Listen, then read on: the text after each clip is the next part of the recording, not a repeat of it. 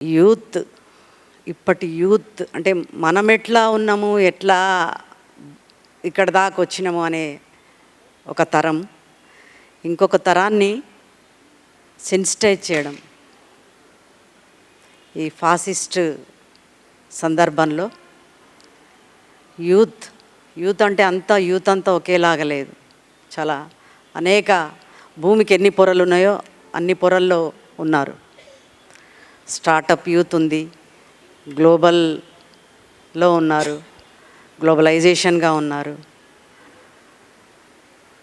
ఉద్యోగాలు లేక రోడ్ల మీద ఉన్నారు యూత్ ఉంది. ఇవన్నిటిని దృష్టిలో పెట్టుకొని సమూహంగా ఒక చర్చ, ఒక అభిప్రాయం లిటరేచర్కి సంబంధించి ఈ యూత్కి ఎట్లాంటి లిటరేచర్ చేరాలి, చూస్తున్న literature, crime literature, crime media యూత్ని ఎట్లా ప్రభావితం చేస్తుంది అనేది ప్రాబల్య ప్రాంగణాల గురించి కాదు, రోడ్ల మీద ఉన్న, తండాల్లో ఉన్న, గూడాల్లో ఉన్న యూత్ వీళ్ళే ఈ సమాజాన్ని మార్చేది, ఈ సమాజాన్ని చైతన్యపరిచేది ఈ యూత్. స్టార్టప్లో ఉండే యూత్ కాదు. వాళ్ళకి ఎట్లాంటి సాహిత్యం అవసరం అనేది ప్రతిఘటన పూర్వం అంటే అసలు ప్రతిఘటన అంటే శూలాలు బల్యాలతో ప్రతిఘటన కాదు. ప్రతిఘటన సోషల్ డెమోక్రాట్గా జాంబవుని చెప్పుకోవచ్చు, బుద్ధుని చెప్పుకోవచ్చు. సమాజ శాంతియుతమైన ప్రేమపూర్వకమైన మార్పు ఎలా తీసుకురావచ్చు అనేది బుద్ధుడు చెప్తాడు.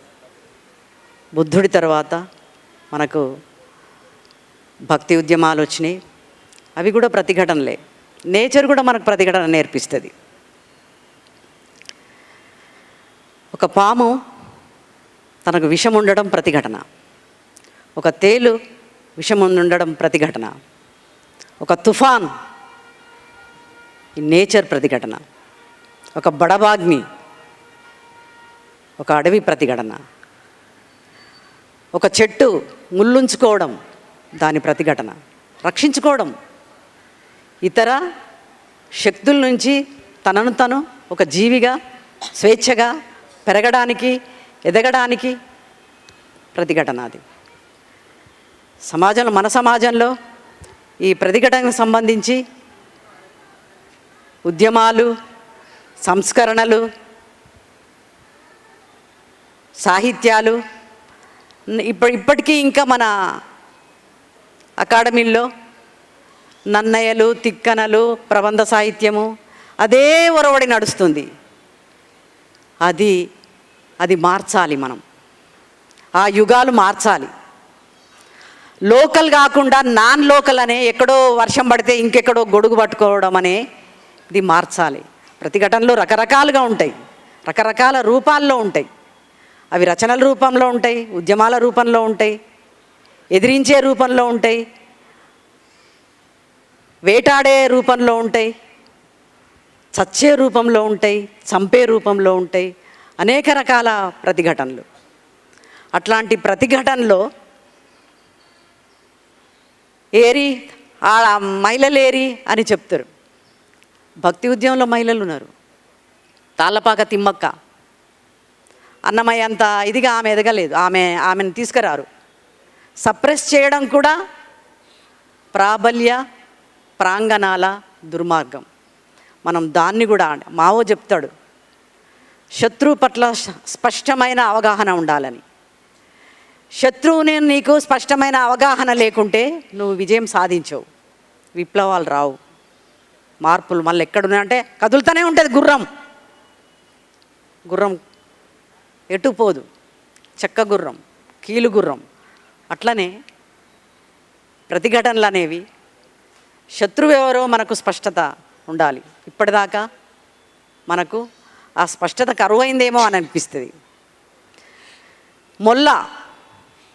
మొల్ల ఏముంది, ఆ రామాయణం రాసింది ఏముంది అని.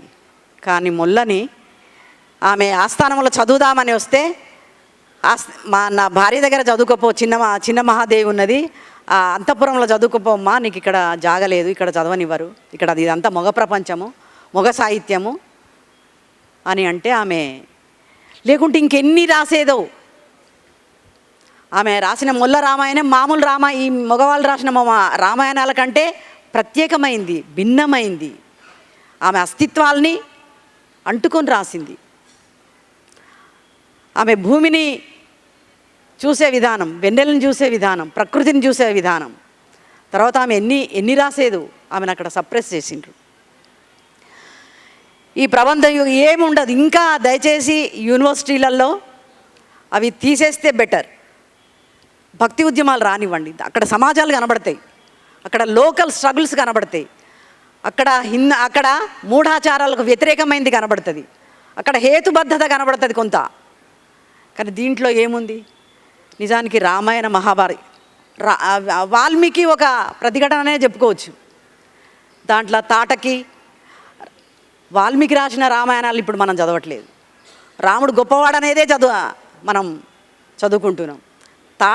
తాటకి గురించి బాగా రాసిండని చెప్తారు వాల్మీకి.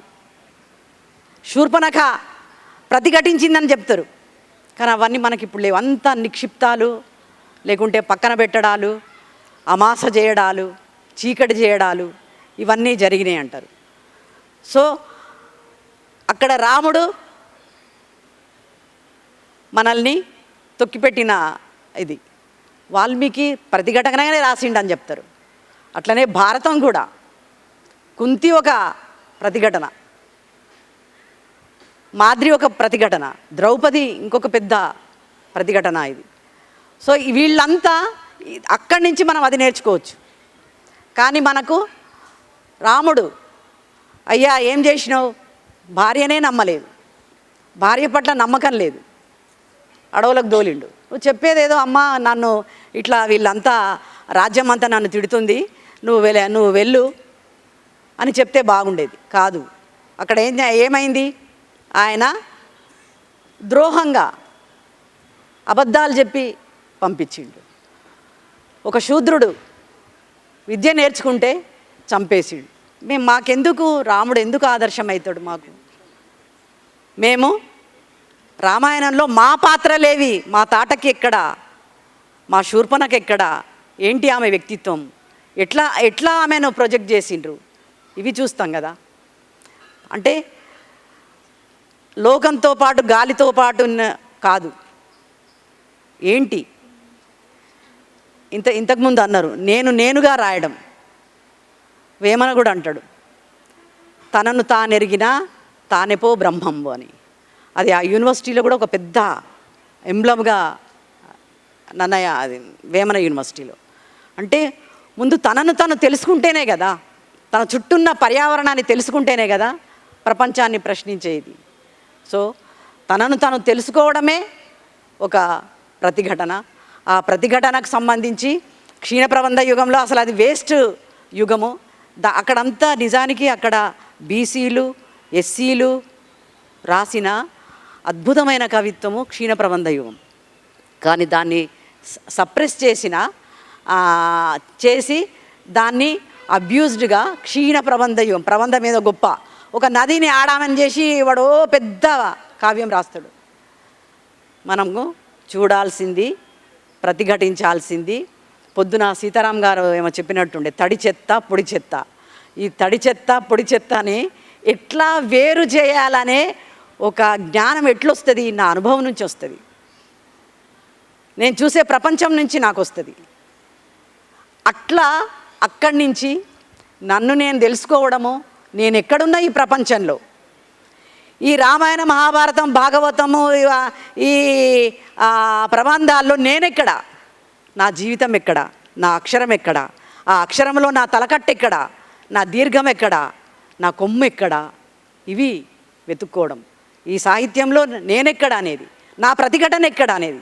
చార్వాకులంతా నాకు గుర్తుంటారు, లోకాయుతులంతా గుర్తుంటారు, మొల్ల గుర్తుంటుంది, తాళ్ళపాక తాళ్ళపాక తిమ్మక్క గుర్తుంటుంది, కానీ నన్ను సప్రెస్ చేసిన మనుషుల పట్ల కూడా గుర్తుంటుంది.